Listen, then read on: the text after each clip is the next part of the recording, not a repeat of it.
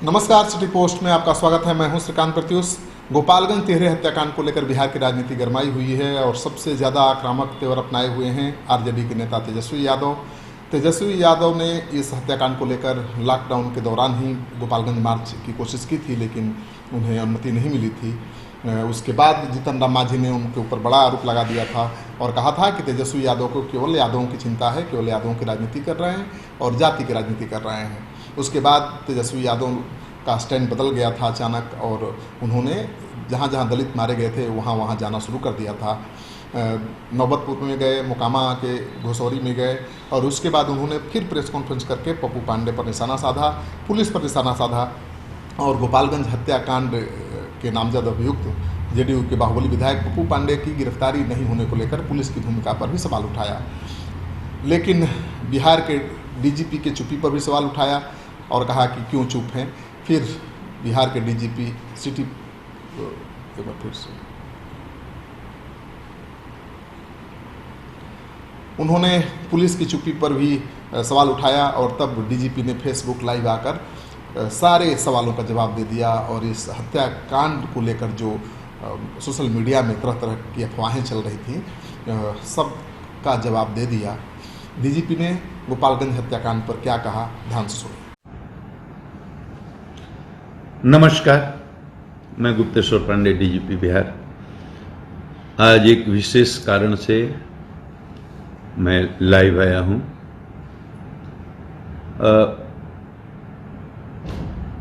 गोपालगंज में एक triple murder case हुआ है जिसको लेकर सोशल मीडिया में बहुत तरह की अफवाहें चल रही हैं। ज्यादा लोग जो पूरी तरह से घटना को नहीं जानते हैं वो गलत तरह की अफवाहों के चलने के कारण गलत परसेप्शन भी बना लेते हैं और उस परसेप्शन के आधार पर टिप्पणी भी करने लगते हैं। कुछ लोग सच्चाई को जानते हुए भी गलत मोटिव से कुछ लिखते हैं, वो अलग बात है। लेकिन ज्यादा लोग इनोसेंटली, क्योंकि वो नहीं जानते हैं कि सच्चाई क्या है, इसलिए वो अलग तरह से परसेप्शन बना लेते हैं।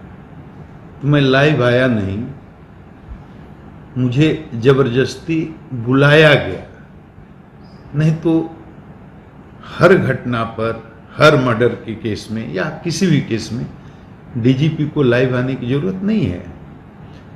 हमारे एडीजी हेडक्वार्टर ही प्रेस कॉन्फ्रेंस करते हैं। मैंने आज तक 1.5 साल में कोई पीसी नहीं की है। एक भी पुलिस मुख्यालय से एडीजी हेडक्वार्टर पुलिस विभाग के प्रवक्ता हैं और हर महत्वपूर्ण घटना पर वो प्रेस कॉन्फ्रेंस करते हैं। मुझे आना पड़ा। सोशल मीडिया पर इतने तरह की खबरें चली कि मुझे जबरदस्ती आना पड़ा ताकि लोगों को मैं बता सकूं कितने बड़े बड़े जनसंहार हुए हैं इस बिहार में, कितनी बड़ी बड़ी घटनाएं हुई हैं। कभी डीजीपी कोई आता है फेसबुक लाइव पर, उसकी जरूरत नहीं। लेकिन ये कांड थोड़ा अलग है। जैसे हत्याएं तो बहुत होती हैं, तो सब हत्या का केस देखने कोई डीजीपी जाता? कोई डीजीपी किसी मर्डर केस, डकैती, कोई केस देखने नहीं जाता। लेकिन मैं गोपालगंज गया। किस लिए गया? कि वो हत्या का जो केस हुआ था वो बहुत महत्वपूर्ण था। 5 बच्चे हैं, 3 मुसलमान के हैं, 2 हिंदू के हैं, 5 माइनर हैं, आपस में खेलते हैं, एक साथ घूमते हैं, बहुत गहरी दोस्ती है, रोज की तरह एक दिन खेलने जाते हैं। 4 बच्चे तो शाम को लौट आते हैं, 1 बच्चा नहीं आता है। बच्चे के घर के लोग पूछताछ करते हैं, ये चारों बच्चे झूठ बोलते हैं। कड़ाई से पूछताछ होती है तो सुबह बताते हैं 1 बच्चा नदी में डूब गया। आगे आगे आते हैं, पीछे से पूरा गांव आता है, उस पर तो अनुसंधान चल रहा है, डूब गया या डुबाया गया। लड़के के पिता ये प्राथमिकी दर्ज करते हैं कि इसको मार करके डुबा दिया गया, और चारों दोस्तों को अभियुक्त बनाते हैं, दो और को बनाते हैं। अब मार कर डुबा दिया गया या डूब करके मरा, लेकिन कहीं दिल्ली से बैठे बैठे कोई न्यूज चला देता है कि बालक की मस्जिद में बलि दे दी गई। अब इतना बड़ा हंगामा मचता है, ये न्यूज इतनी तेजी से फैलता है कि पूरे गोपालगंज ही में नहीं, गोपालगंज के बाहर आसपास के पड़ोसी राज्यों में और दिल्ली तक बड़े बड़े लोग ट्वीट करने लगते हैं, प्रेस कॉन्फ्रेंस करने लगते हैं, और बाहर ये परसेप्शन बनने लगता है गोपालगंज गांव के बाहर कि सही में किसी हिंदू लड़के की मस्जिद में बलि दे दी गई। डीआईजी को भेजता हूं, एसपी को बोलता हूं, वो भी जाते हैं, खंडन करते हैं, प्रेस को बताते हैं कि सांप्रदायिक मामला नहीं है, लेकिन कोई असर नहीं होता। मुझे लगता है कि पूरा बिहार कहीं ऐसा न हो कि फसाद में फंस जाए, मजहबी नफरत की आग में झुलस न जाए, तो मुझे जाना पड़ता है। हर मर्डर केस में मैं थोड़े जाता, और मैंने वहां जा करके किस तरह से उस चीज को हैंडल किया। अगर मैं नहीं जाता और पूरे बिहार में ये आग लग जाती तो आज क्या हालत होती, इसका अंदाजा आप लगा सकते हैं। तो ऐसे विशेष मामलों पर मैं कोशिश करता हूं कि जनता को सच्चाई रख सकूं। अब ये बताइए कि मैं जो गोपालगंज के बारे में बताना जा रहा हूं, उसको पहले से अगर पूर्वाग्रह बना करके आप बैठे हैं किसी पक्ष या विपक्ष में,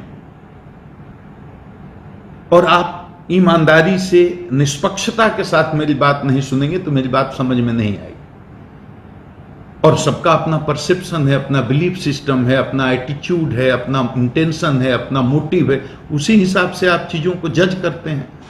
उसमें आपका social background, family background, academic background, political background, cultural background, बहुत सारे बैकग्राउंड है, religious background, variety of factors, बहुत सारे कारण हैं जिससे आपका बिलीफ सिस्टम बनता है, परसेप्शन बनता है। तो आपका मोटिव पहले से अगर कुछ उल्टा होगा, या इसको अगर आप जात के चश्मे से देखेंगे, दल के चश्मे से देखेंगे, मजहब के चश्मे से देखेंगे, तो आप सच्चाई तक नहीं पहुंच सकेंगे। इसलिए मेरी प्रार्थना है, हाथ जोड़ करके मैं आप लोगों से सबसे निवेदन करता हूं जो हमको सुन रहे हैं, एकदम निष्पक्ष भाव से, मन को एकदम साफ रख करके खुले दिमाग से मेरी बात को सुनिए, क्योंकि मैं जो भी बोल रहा हूं डॉक्यूमेंट पर आधारित, तथ्य पर आधारित, तथ्य बोल रहा हूं, फैक्ट बोल रहा हूं, सच्चाई बोल रहा हूं। इसमें अपनी बात नहीं बोल रहा हूं। जो केस के बारे में, गोपालगंज में 3 घटनाएं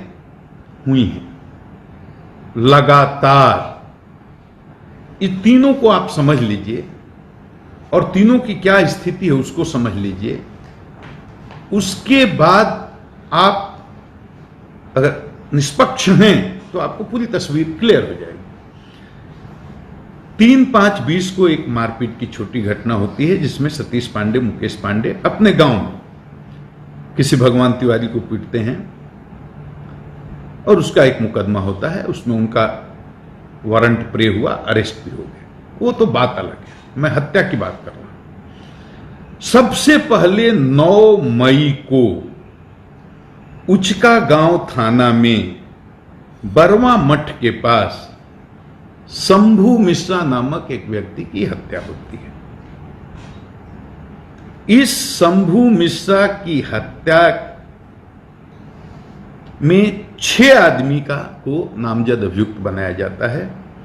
इसमें 2 आदमी के विरुद्ध जांच में आरोप के लिए अभी साक्ष्य नहीं आया है, 4 आदमी के विरुद्ध साक्ष्य आया है। तो पहली हत्या, इसमें एक ही आदमी की गिरफ्तारी हुई है, 3 फरार हैं, 2 के खिलाफ साक्ष्य नहीं आया है। यह पहली हत्या है 9 मई को, जिसमें जो सतीश पांडे है उसके किसी नजदीकी आदमी, जो बहुत दिन से बताया जाता है कि 30 साल से उनके साथ रहते थे, शंभू मिश्रा की हत्या होती है। ये पहली। उसके बाद ये बहुचर्चित कांड, ट्रिपल हत्याकांड की घटना होती है 24 मई को। ये हथुआ थाना में होती है। इसमें अपराधी आते हैं। अब घटना कैसे होती थी? अपराधी आते हैं। अपराधी का लक्ष्य क्या है? टारगेट कौन है? जयप्रकाश चौधरी। उनको मारने के लिए आते हैं। उतर के उसके बारे में पूछते हैं। जयप्रकाश चौधरी जी के पिताजी महेश चौधरी भी वहां हैं, उनकी मां संकेतिया देवी भी वहां हैं, उनके भाई शांतनु चौधरी जी को छत पर हैं। जैसे उन लोगों को पता चलता है कि ये लोग अपराधी हैं और जयप्रकाश चौधरी को मारने के लिए आए हैं, तो डंडे से 2 लाठी महेश चौधरी मारते हैं एक अपराधी को। संकेतिया देवी अपने बचाव में ईंटा फेंकती हैं और ऊपर से शांतनु चौधरी अपने भाई के जीवन की रक्षा के लिए गाली देते हुए बोलते हैं मैं तुरंत उतरता हूं। ये तीनों लोग को ये अपराधी गोली मार देते हैं। गोली जयप्रकाश चौधरी को भी लगती है, वो आज भी हॉस्पिटल में है। मुझे ये भी नहीं पता था कि पीएमसीएच में है, आज हमको पता चला। तो 3 व्यक्तियों की ये मृत्यु होती है। एक मोटरसाइकिल वहां से बरामद होती है। अब ये 24 तारीख को शाम को घटना होती है, बयान आता है। 25 को इसका सुबह में एफआईआर होता है। इसमें 4 आदमी को अभियुक्त बनाया जाता है। ध्यान से सुनिएगा। वादी हैं इसके जयप्रकाश चौधरी जी, जो 4 आदमी को प्राथमिकी का नामजद अभियुक्त बनाते हैं। पहला सतीश पांडे, दूसरा मुकेश पांडे, तीसरा बटेश्वर पांडे। 3 आदमी को ये गोली मारने के प्रत्यक्षदर्शी, मतलब ये जो गवाह जिसको कह सकते हैं, वो कहते हैं ये 3 आदमी ने गोली मारी। एक अन्य पप्पू पांडे के बारे, जो माननीय वहां के विधायक हैं, इनका कहना है कि 4 दिन पहले इन्होंने हमको धमकी दी थी, तो इसमें इनकी साजिश हो सकती है। मैं एकदम टेक्निकल लीगल पॉइंट आपको डिस्कस कर रहा हूं। मैं समझ रहा हूं आप जो सुन रहे हैं उसमें वकील भी होंगे, विद्वान भी होंगे, पुलिस के भी लोग होंगे, हमसे ज्यादा पढ़े लिखे और समझदार लोग भी होंगे। आप देखिए, वादी ये नहीं कहता है कि गोली मारने में यहां पप्पू पांडे भी थे। वो कहता है लिखित कि 4 दिन पहले हमको एक जगह पर मुकेश पांडे और पप्पू पांडे ने रोक कर हमको धमकी दी।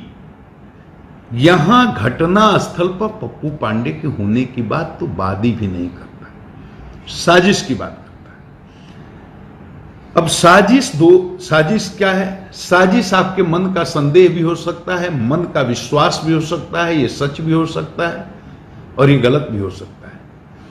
कानूनी रूप से चार्जशीट करने के लिए साजिश के बिंदु पर अनुसंधान करके साक्ष्य जुटाना पड़ता है और वो एक टाइम टेकिंग प्रोसेस है, उसमें समय लगता है। मेरा इतना ही कहना है। 3 आदमी जिसको वादी ने बताया कि ये गोली मारने में थे, सतीश पांडे, मुकेश पांडे, बटेश्वर पांडे, तीनों गिरफ्तार। एफआईआर होने के साथ, जैसे एफआईआर होता है और हमारे ये जो विक्टिम है, पीड़ित हैं 3 आदमी की, अंतिम संस्कार होने के लिए जाता है, चिता में आग लगाई जाती है, पूरी तरह से संस्कार संपन्न भी नहीं होता है, उसके पहले पुलिस मेरे आदेश पर, जैसे मुझे सूचना मिलती है, मैंने कहा तुरंत गिरफ्तारी होनी चाहिए और तुरंत सतीश पांडे की गिरफ्तारी होती है, मुकेश पांडे की गिरफ्तारी होती है, 25 को एफआईआर, 26 को इनकी, और एक जो बचा हुआ बटेश्वर पांडे, उसकी भी आज गिरफ्तारी। तीनों जिसको घटना स्थल पर गोली मारने की बात बताई जाती है, तीनों की गिरफ्तारी हो गई। इसमें नहीं कोई बचा जिसका नाम दिया गया। अब एक चीज, ये एक केस देखिए, ये केस होता है हत्या 24/5/20 को, लेकिन उसके तुरंत बाद, ये घटना के बाद पुलिस एफआईआर करती है, सतीश पांडे मुकेश पांडे की गिरफ्तारी करती है, बटेश्वर पांडे की गिरफ्तारी हो गई, एसआईटी बनाई जाती है डीआईजी के नेतृत्व में, पूरा एसटीएफ की टीम भेजी जाती है, सीआईडी की टीम भेजी गई है, यूपी पुलिस के साथ हम लोग लाइजनिंग करते हैं और लगातार उसके संपर्क में आकर के सारे गिरोहों के बारे में जो यूपी के साइड में छुपे हुए हैं उनके बारे में जानकारी प्राप्त करते हैं। लगातार छापेमारी होती है और गोपालगंज के लोगों को अब पता चलता होगा, वहां जो स्थानीय लोग हैं, कि किस तरह से वहां जितने भी दुर्दांत अपराधी हैं, चाहे इस गिरोह के चाहे उस गिरोह के, बिना जात, बिना मजहब, बिना दल, बिना संप्रदाय के भेद के किस तरह से दबिश बना करके कार्रवाई पुलिस कर रही है। 1 दर्जन लोग जेल भेजे जा चुके हैं और आगे मैं इतना ही संकेत में बोल सकता हूं, हमें केवल समय दीजिए, गोपालगंज की तारीख में, उसके इतिहास में ये जो पुलिस एक्शन हो रहा है उसको गोपालगंज की जनता हमेशा याद रखेगी। किसी को नहीं छोड़ूंगा, चाहे इस जात का, उस जात का, इस दल का, उस दल का, इस मजहब का, उस मजहब का, जो अपराधी है उसको नहीं छोड़े, किसी भी कीमत पर नहीं छोड़े।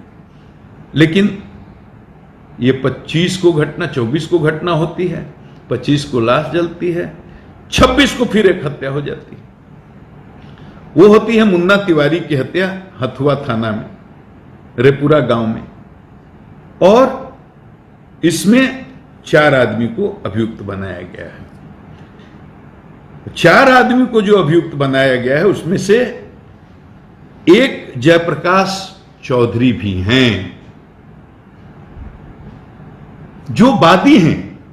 एक दिन पहले जो उनके भाई की, उनके मां की, उनके पिताजी की हत्या हुई, जिसमें साजिशकर्ता के रूप में पप्पू पांडे का नाम है, माननीय विधायक का, उसी तरह से उसके दूसरे दिन यानी 26 को जो सतीश पांडे के आदमी मारे जाते हैं, मुन्ना तिवारी, जो उनके मौसेरे भाई हैं, उसमें साजिशकर्ता के रूप में फिर जयप्रकाश चौधरी का नाम दिया जाता है कि चूंकि इनके माताजी, पिताजी और भाई की हत्या हुई तो दूसरे दिन प्रतिशोध में इन्होंने सतीश पांडे के मौसेरे भाई मुन्ना तिवारी की हत्या करवा दी। मतलब लगातार देख लीजिए घटना, मतलब मर्डर 5 होते हैं, 2 सतीश पांडे के लोग मारे जाते हैं और 3 दूसरी तरफ मारे जाते हैं। लगातार 9 तारीख को, 24 तारीख को और 26 तारीख, 2 सतीश पांडे के लोग मारे जाते हैं, 3 दूसरी तरफ मारे जाते हैं। अब जो जयप्रकाश चौधरी के माताजी, पिताजी और भाई की हत्या जो हुई है उसमें पप्पू पांडे साजिशकर्ता के रूप में अभियुक्त बनाए गए और सतीश पांडे के मौसेरे भाई जो मारे जाते हैं उसमें जयप्रकाश चौधरी साजिशकर्ता के रूप में अभियुक्त बनाए गए। उनको याद रखिए कि गोली भी लगी है, उनका इलाज भी चल रहा है। तो घटनास्थल पर तो ये भी नहीं थे, तो बिना अनुसंधान किए साजिश के बिंदु पर विधायक पप्पू पांडे को जेल भेज दिया जाए, बिना अनुसंधान किए सिर्फ एफआईआर में नाम आने के आधार पर साजिश करने के आरोप में बिना साक्ष्य जुटाए जयप्रकाश चौधरी को भी जेल भेज दिया जाए। ये दोनों बिंदुओं पर अनुसंधान चल रहा है। बाकी ट्रिपल मर्डर केस में गिरफ्तारी के लिए कोई भी बाकी नहीं है और गोपालगंज से हम हाथ जोड़कर करबद्ध प्रार्थना कर रहे हैं, आप किसी जाति को हो, किसी दल के हों, किसी मजहब को, अपराध और सच बोलना सीखिए, सच का साथ देना चाहिए। अपराध और अपराध की संस्कृति के खिलाफ मैं आज से नहीं लड़ रहा हूं। मैंने मैंने 33 साल की सेवा कंप्लीट की है और हमने अलग अलग मुख्यमंत्री के साथ काम किया है। हमने माननीय लालू प्रसाद यादव भी हमारे मुख्यमंत्री रहे, माननीय श्रीमती राबड़ी देवी भी हमारी मुख्यमंत्री रही और अब माननीय हमारे नीतीश कुमार मुख्यमंत्री। मैंने व्यक्तिगत रूप से आज तक मैं विनम्रता के साथ कहता हूं, केस का रिकॉर्ड खत्म नहीं होता, वो आज भी होगा। 10 जिलों में एसपी रहा हूं, 20 जिलों में मैंने डीआईजी के रूप में, आईजी के रूप में सेवा दी है, लगातार फील्ड में रहा हूं। और मैं यही कहूंगा कि एक भी कोई केस का उदाहरण आप निकाल लीजिए जिसमें हमने किसी दोषी को, गुंडा को, कातिल को, अपहरणकर्ता को, अपराधी को, संगठन का, गुंडों का गिरोह चलाने वाले को छोड़ दिया हो, या एक भी उदाहरण दीजिए जिसमें किसी निर्दोष को मैंने जानबूझ करके जातिगत भावना से या दलगत भावना से किसी को फंसा दिया। एक भी उदाहरण नहीं करने, ऐसी जलीलत वाली नौकरी छोड़ दूंगा मैं। एक भी उदाहरण किसी अपराधी को, अपहरणकर्ता को, क्रिमिनल को कभी संरक्षण दिया हो, किसी मामले में कभी कोई जात पात के नाम पर मैंने भेदभाव किया हो? मैंने तो 33 साल में अपनी जात का एक आदमी अपने साथ बॉडीगार्ड के रूप में आज तक नहीं रखा। मेरे साथ मुसलमान होते हैं, दलित होते हैं, यादव होते हैं, दूसरी अति पिछड़ा कास्ट, मैं तो ये सब सोचता भी नहीं। लेकिन जिस भाषा में आप समझना चाहते हैं उस भाषा में समझा रहा हूं। जात, दल, मजहब, संप्रदाय के आधार पर कभी भेदभाव मैंने किया? यहां अकलियत समाज के भी लोग बहुत भारी संख्या में बिहार में हैं। मैं चुनौती देता हूं एक एक आदमी को, 33 साल में कहां कहां एसपी रहा हूं, आपको सबको पता है। एक कोई अकलियत का आदमी खड़ा होकर कह दे कि मैंने कभी उसको, उसके साथ किसी तरह का भेदभाव, सैकड़ों बार इस सूबे को फसाद से बचाया है मैंने, अपनी जान को जोखिम में डाल डाल करके, और गोपालगंज भी इसीलिए गया था। और ऐसे आदमी का अगर मनोबल तोड़िएगा, हम कैसे काम करें? कभी किसी दल का कोई जनप्रतिनिधि हमसे मिलने आया हो, मैंने उसका स्वागत नहीं किया हो, मैंने उसकी बात नहीं सुनी हो, मैंने उसका सम्मान नहीं किया हो। किसी जात या किसी दल के नेता के प्रभाव में आकर के किसी साथ मैंने अन्याय किया हो? बिहार में जितने चुनाव हुए सब मैंने कराए हैं, चाहे एसपी के रूप में, चाहे डीआईजी के रूप में, चाहे आईजी के रूप में। एक गांव के स्तर के कार्यकर्ता से लेकर राष्ट्रीय स्तर तक के किसी कार्यकर्ता और किसी राजनेता ने मेरे पर किसी प्रकार का पक्षपात करने का आरोप लगाया हो, किसी को मैंने लाभ पहुंचाने के लिए, किसी को हानि पहुंचाने के लिए कोई काम किया। अब ऐसे आदमी को भी, निष्पक्ष आदमी को भी काम नहीं करने दीजिएगा तो बिहार का क्या होगा? जो फेसबुक पर गालियां लिखते हैं उनको मैं कह रहा हूं, सोचिए, इजात के दायरे से बाहर निकलना होगा। नहीं निकलेंगे तो बिहार का क्या होगा? फिर कोई अच्छा काम क्यों करेगा? बिहार की जनता इस बात पर यकीन करे कि बिहार पुलिस किसी के प्रभाव में और किसी के दबाव में काम नहीं कर रही है। साजिश का अनुसंधान होता है, साक्ष्य जुटाना पड़ता है। कह रहे हैं जयप्रकाश चौधरी जी, हमको मुकेश पांडे ने, पप्पू पांडे ने एक जगह पर रोक करके और हमको धमकी दी। जिस दिन इस बात का साक्ष्य मिल जाएगा, और साक्ष्य जुटाना तो इलेक्ट्रॉनिक एविडेंस बहुत आसान है, और इसके अलावे भी जो भी साक्ष्य दे सकते हैं दें, निष्पक्ष अनुसंधान होगा। बड़े से बड़े बाहुबली किसी को सरकार ने बचाया क्या? कहां से कहां गए लोग? कोई नहीं बच सकता। लेकिन इसको जात, दल, मजहब के चश्मे से कृपया न देखें। बहुत विनम्र मैं प्रार्थना करना चाहता हूं। सरकार न किसी को बचाती है, न किसी को फंसाती है। हम लोग भी बहुत ईमानदारी से आपकी सेवा कर रहे हैं, लेकिन ऐसे बिना सोचे, बिना जाने, मैंने बता दिया ना, गिरोहों की वर्चस्व, गिरोह मैंने पाला है, गिरोह मैंने पैदा किया है, मैं किसी गिरोह को रखता हूं। डीजीपी, आप सोचिए, 35 साल से नौकरी में हूं ना, एक दिन से थोड़े हो। जहां रहा आम जनता का आशीर्वाद रहा, और मेरी औकात तो बस इतनी ही है, आम जनता का आशीर्वाद मैं 12 करोड़ की जनता का सेवक, उनके चरणों का धूल हूं, इससे बड़ी औकात मेरी है ही नहीं। बस इतनी ही है मेरी। और कुछ लोग गलत, जैसे संवैधानिक पद पर जो लोग हैं उनको कुछ लोग गलत सूचना दे करके गुमराह कर देते हैं। मैं उनको दोष नहीं देता, लेकिन उनको गलत सूचना दे करके रमाशय सिंह हत्याकांड,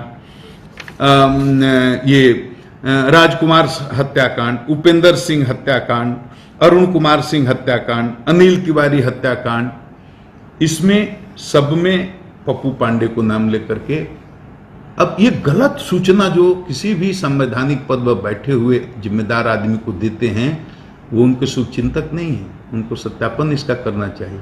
मैं सिर्फ बता दूं, इसमें किसी भी कांड में विधायक पप्पू पांडे नामजद अभियुक्त नहीं है, कहीं से भी एफआईआर में उनका नाम नहीं है। तो ऐसे कांडों के बारे में, और जो सतीश पांडे की बात कर रहे हैं, तो सतीश पांडे का मैंने आपराधिक इतिहास मंगाया। ये वो सतीश पांडे हैं जो 45 केसों में इनका नाम है। अभी ये वांटेड नहीं है किसी केस में, सब में बेल ले लिए, वो अलग बात है, मुकदमे कोर्ट में वो अलग बात है। लेकिन ये सतीश पांडे पर 45 केस हैं, और केस चोरी के हैं, डकैती के हैं, आमसे के हैं, हत्या के हैं, हत्या के प्रयास करने के हैं, अपहरण के हैं। तो सतीश पांडे अपराधी हैं। और जिस दूसरे माननीय की बात कर रहे हैं, उनके भी आपराधिक इतिहास है, मुकेश पांडे के भी आपराधिक इतिहास है।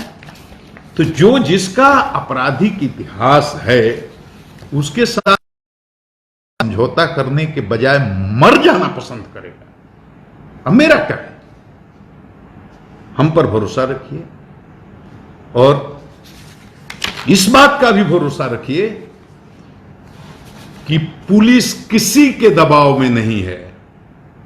सरकार की तरफ से स्पष्ट आदेश है, एक एक आदमी को चुन करके निकालिए जो गुंडों का, क्रिमिनल का और ऐसे अपराधियों का रैकेट चलाता है, चाहे वो किसी जात का हो, किसी मजहब का हो। स्पष्ट खुला हाथ है पुलिस को। हमें काम करने में सहयोग करें। और अंत में जनता से मैं यही कहूंगा कि मुझे आपके प्यार की बहुत जरूरत है, आशीर्वाद की बहुत जरूरत है, लेकिन इतना प्यार न करिए कि लोग जलने लगें। मैं आपका सेवक हूं, मुझे आप पर पूरा विश्वास है, और मैं बाकी लोगों से कहूंगा, सब लोगों से, कुछ भी लिखने के पहले, कुछ भी बोलने के पहले ये ध्यान में रखिए कि काम करने वाले पदाधिकारियों का अगर मनोबल टूटेगा, ये बिहार के लिए अच्छा नहीं होगा। मेरा आप सबों को प्रणाम। तो आपने सुन लिया, डीजीपी ने कहा कि लालू राबड़ी शासन में भी वो कई जिलों के एसपी रहे, लालू राबड़ी के साथ भी काम किया, नीतीश सरकार के साथ काम कर रहे हैं और काम पहले कर चुके हैं। लेकिन आज तक किसी ने कभी ये आरोप नहीं लगाया कि उन्होंने जाति के आधार पर कोई कार्रवाई की है या जाति के आधार पर, धर्म के आधार पर कोई भेदभाव किया है। जब भी राज्य में कोई सांप्रदायिक दंगे हुए, अपनी जान जोखिम में डालकर उन्होंने उसको शांत किया। लेकिन अब जब कुछ लोग इस तरह से निशाने साध रहे हैं, पुलिस की भूमिका पर सवाल उठा रहे हैं, उसको लेकर उनको बहुत दुख है। और उन्होंने साफ कर दिया कि वो किसी दबाव में आकर काम करने वाले नहीं हैं, और जिस दिन उनको दबाव में आकर अपराधियों को बचाना पड़ेगा, उस दिन वो नौकरी छोड़ देंगे। तो उन्होंने साफ कर दिया है कि वो किसी के दबाव में नहीं है, न तो सरकार के और न ही किसी राजनीतिक दल के। और पुलिस अनुसंधान कार्य कर रही है। अनुसंधान के बाद जो रिपोर्ट आएगी, चाहे कोई भी हो, बचेगा नहीं। इस वीडियो को ज़्यादा से ज़्यादा लोगों के साथ शेयर करिए, ताकि गोपालगंज हत्याकांड को लेकर जो संशय बना हुआ है, जो अफवाहें सोशल मीडिया में तेज़ी से फैल रही हैं, वायरल हो रही हैं, उन सारे सवालों का जवाब लोगों को मिल जाए। आपका सहयोग समर्थन लगातार मिल रहा है, इसे आगे बनाए रखिएगा। धन्यवाद।